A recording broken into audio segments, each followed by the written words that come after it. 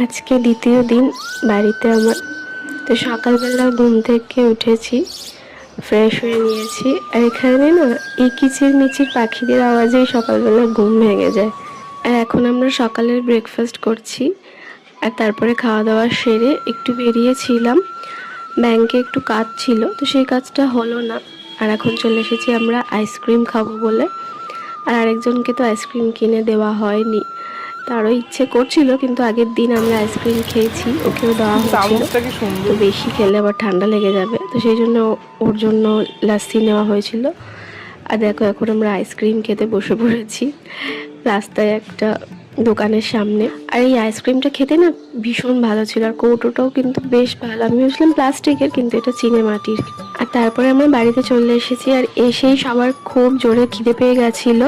আর আজকে দুপুরের লাঞ্চ মেনুতে ছিল ভাত, বরবটি আলু ভাজা, মাছের মাথা দিয়ে মুড়ি ঘন্ট, কাতলা মাছ, আর তার সাথে চিংড়ি মাছ, আর ডালও ছিল।